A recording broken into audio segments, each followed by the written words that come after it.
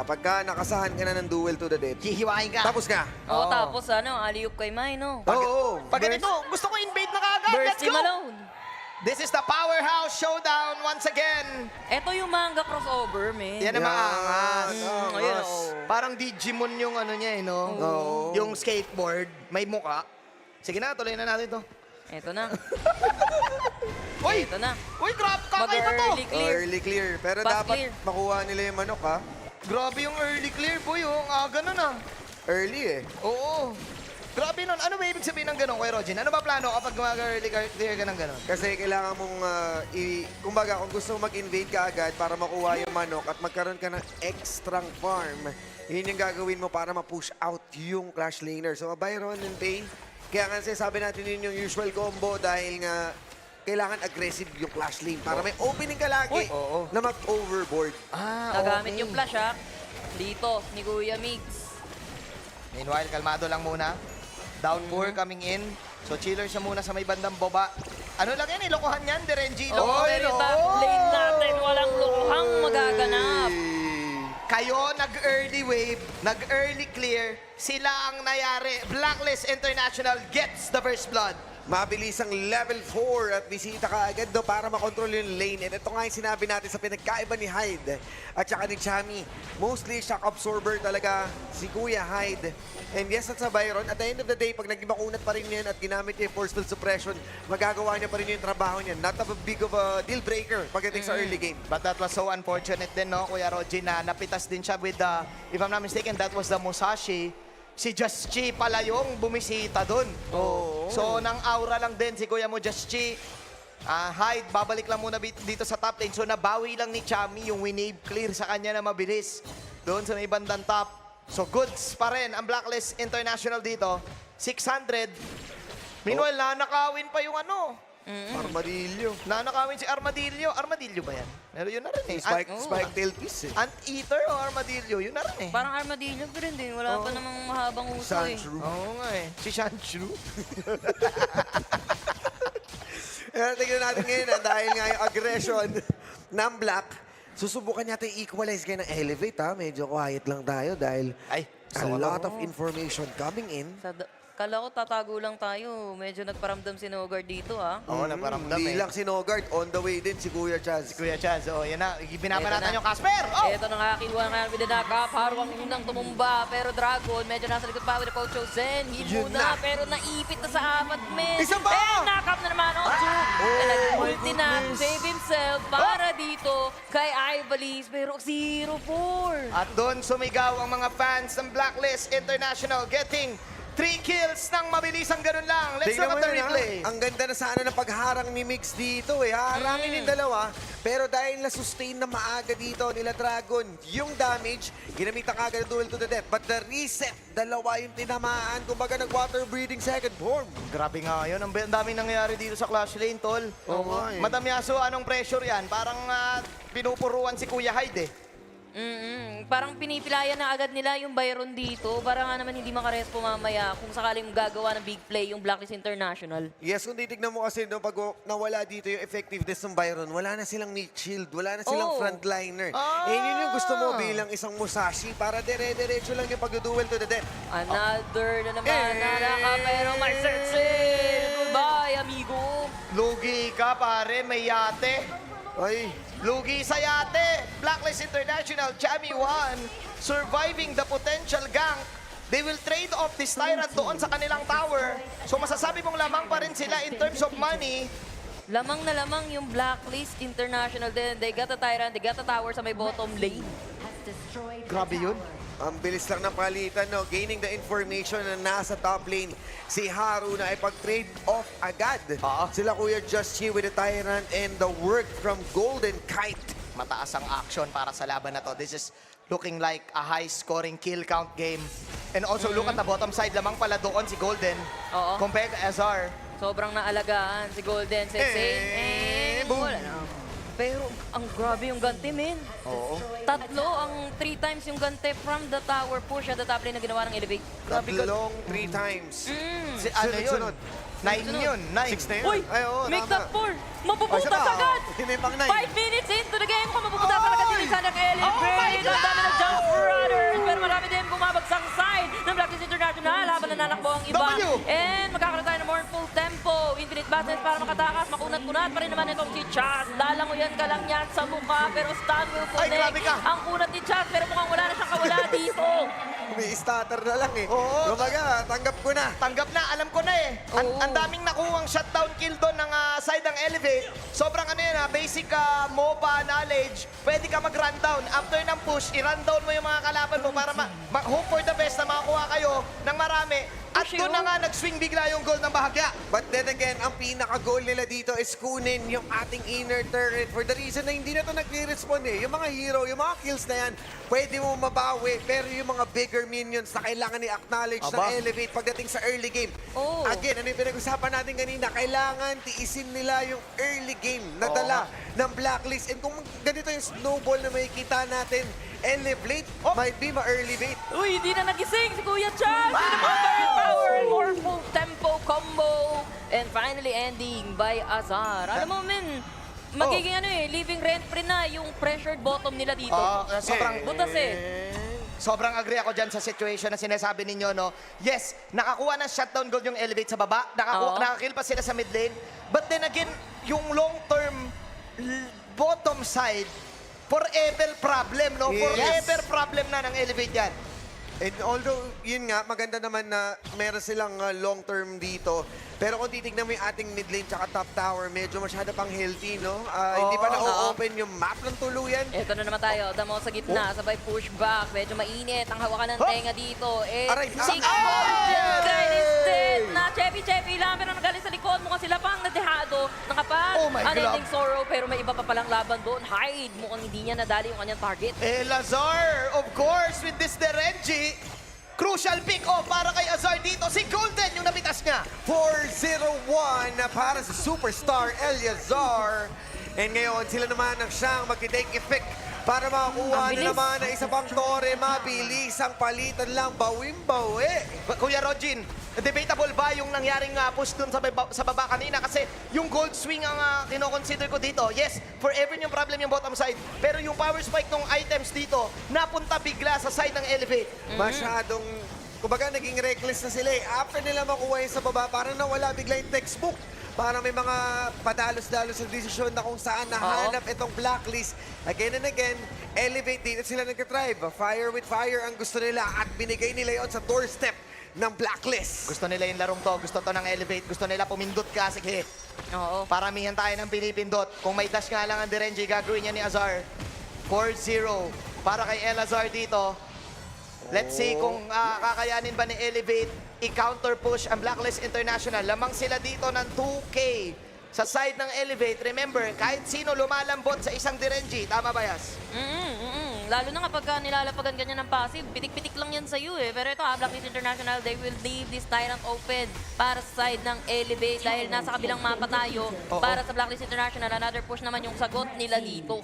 And ito yung dahilan no, kung bakit nakakuha sila ng tower dito sa ating Clash Lane. Dahil Uy, nga going yung for bot more, lane going for masyado more. malinis eh. Ang layo ng mga members Definitely. dito ng Elevate ha. Pwedeng-pwede, Yasu, kasi nga yung minion sa baba eh, masyado malaki. Hindi nila kailangan i-depensahan yan. Oh my Pagka-hit God. niyan sa Oo. torre ng may Lilikod. bigger minions. Lilikod Ito ata, na.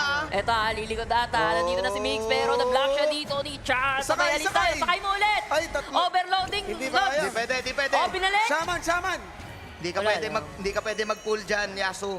Isa-isa Bawal. lang ang nabubuk dyan sa Sanse. Oo nga, nakaprayo no. Nakaprayo ka dyan. Hindi siya six-seater. Bawal sabayan. Bawal sabayan. But it was Blacklist International respecting the hell out of Elevate. Hindi nila puinersa yung laban doon. Alam nilang lugi din sila in terms of map control. Oo. May push doon sa may bottom side.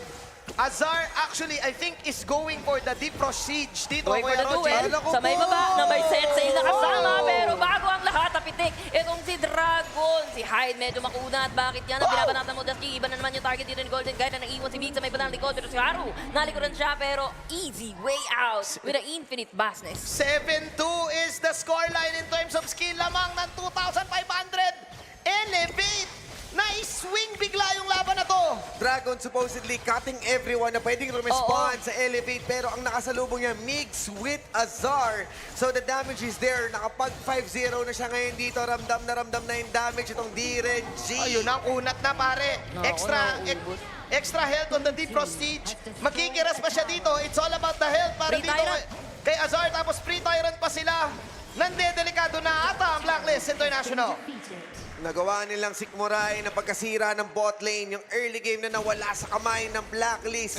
Papunta tayo dito sa side ng Elevate na sila naman ang nagdidikta ng sitwasyon. 86% ang 14, no? prediction. Kasi nga naman yung Elevate, alam mo naman yung lineup nila kapag pindutan. Naku po, hindi na no. sinasanto kahit si Chas pa yan. Lamang ang marami sa Oh, no. nag-iisa pre. This is the win condition. Azar, ladies and gentlemen, sasamahan na kanya ng mga team. Dahil nasa kanya na ngayon ang lahat ng damage. At ngayon dire-diretso ang Elevate. Sila ang umahabol sa Blacklist and Chaz being out of position. Nalalaman na nila ngayon ang butas ng Blacklist at dito na ba magbabago ang kwento with the former 2-0. Kailangan nila mahuli to si Azar, pare tol. Butas na ngayon ng Blacklist. Oo. 6-2. 8 kills, 100% kill participation on this Direnji. How dangerous is this Direnji, Yasu? Kasi masyado niya nang na-outfarm dito si Golden Kite. Imagine the itemization kung magkano, kung ilang items yung lamang niya dito kay Golden Kite. And also well-protected itong si Azar. Gumagana yung healing galing na binibigay dito ni Ivalis and nga. also ni Migs. Oo nga. Hanggat hindi tinatamaan ng duel to the death itong si Kuya Azar, he has the Oo flash, nga eh. he gets the cleanse. Kumbaga, May second siya, eh. Oo, pwede siya maka-bail out. Kaya hindi siya basta-basta mahanap. And we are not Naku, seeing the another double free. duel to the death once again after ng early game. Alam mo, nagkakalayo kasi palagi si Justy at saka si Chaz eh. Magkaiba ng landas eh. Magkaiba ng gal. Oo, no. Masyadong way up front itong si Kuya Justy. Justin, mauli na goal! Naku po! Ayun na. Nag-all-star! Pero tinalunan ni Malberry Power. Survive pa rin naman dito si Justy pero hindi siya makakatagal. Justy, Ayun na! naghihingalo. Nahuli na kasi Azar. Even yung Tiger. Nadali na rin sa damo. With a triple kill. Anong gold lead? Gold lead! Baka one half of the Hart Brothers to! Golden Kite with a shutdown! Siyempre, kinasarin yun ni Justin with the Blood Rage. Kahit naraparapan siyang nahuli, kinasahan siya ng duel to the death at nailubog sa lupa. Ngayon naman, Butas, sila na butas. naman ang siyang bubutas ng tore. Hop! Endable nga ba? Butas lang. Pero mukhang mahuli pa nila dito si May minion! Hyde. May minion! Nagpe-flaming pa. May Eto! nag-iisang tangking minion. Golden Guy medyo nagdedelikado. Sinasapak-sapak lang yung Infinite Madness. Kailangan na mag-back ng Blacklist International dahil hahabulin sila dito kay Random! Lazar. Mix Astral. Umandar na. Umandar. Sumangay. Oh, Shaman Umexit! yan, Shaman. Umexit, Shaman! Buti na lang kamo may kotse! Buti na lang. Ayan, tignan mo dito. Nahuli na Napa-start. itong si Just Chi. Pero sakto, with the pop ng Blood Rage, hindi siya na-burst down ni Oo. Kuya Azar at nahanap na.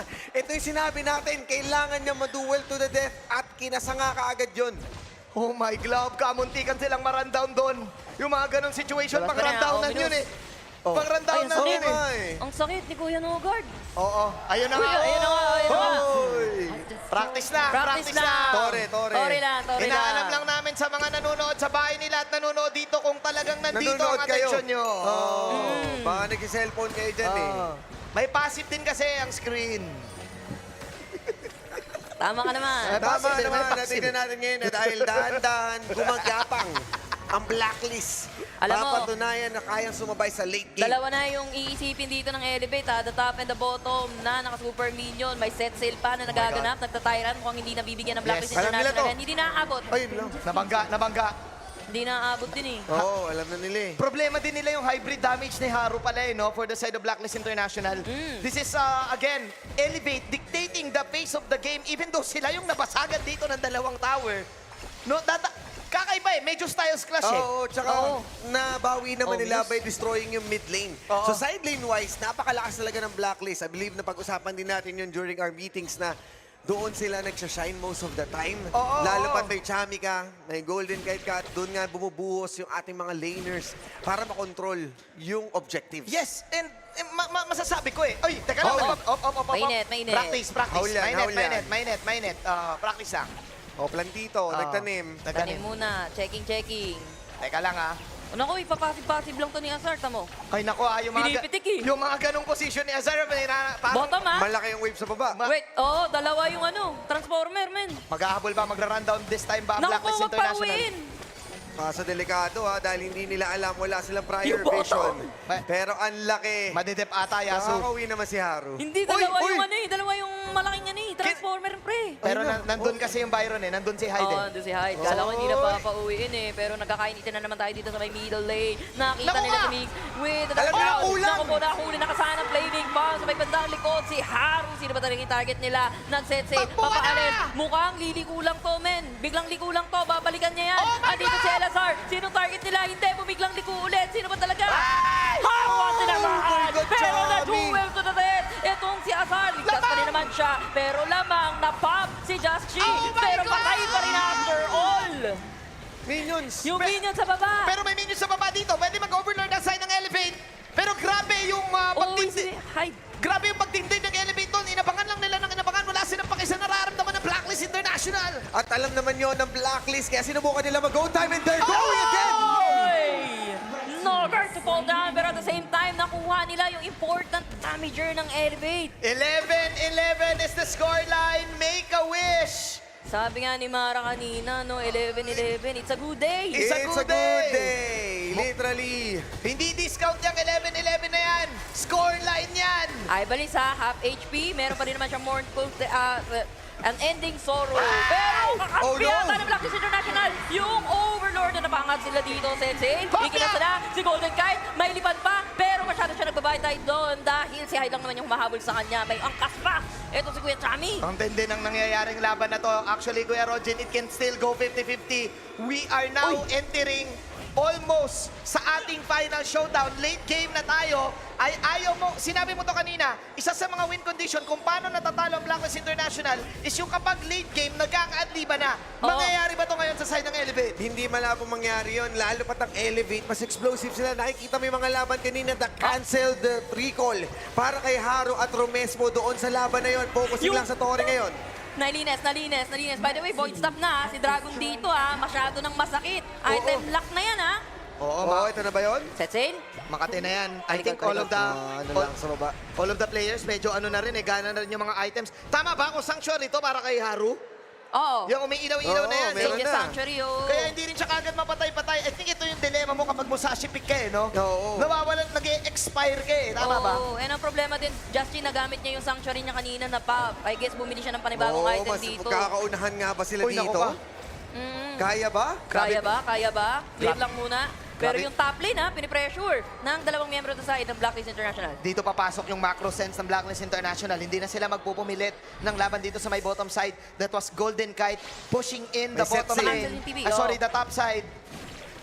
Nandun na si na Golden Kite, hindi siya magpapakita dito. Pag once na nakita dito ng Blacklist yung Elevate na mag-dep doon, pwede sila may gawin something. Magde-dep si Elazar. Ito na po, ladies and gentlemen. Pag ang- nakita nila yan, information yan, nakulang Info yan, Tyrant Dance. Here we go. Uy, tinamaan. Mournful tempo kay Dragon. And we are dragging on. Half Pwede health, lang nila talikod. i-buy time Sa to. may May, mid may wave sa taas. Mulberry Power pumasok na Oh! for personal. Nakuha pa ni Haru ang Tyrant. Pero bukan ng Dragon papaharap. Golden Kite, one more hit. Pero Resurrection with a stun. Nailabahan ni Ivory sa may Princess. At dito na umubos si Blacklist International. At mukhang takbo na lang para kay Chas, kay Chami, and kay Nogard. Walang nakuha doon si Nanogard. Elevate is leading 2.8k. Magdedep 1v1. muna sila sa top. Pero Naku, si Chas kayang lang. i-push to. Endable ata. Andito si Dragon. Endable na ba to? Endable na ba Might to? be. Nandito si Elazar. May minions ba? May minion sa gitna. Wow! Unending Sorrow, Dragon! Spinners, spinners si Minion. Konting-konti na lang. Na-pop nila dito si Elazar, pero that's just a Sage Sanctuary and this is gonna be it! 1-0 Elevate! for Elevate! Wow! What a game!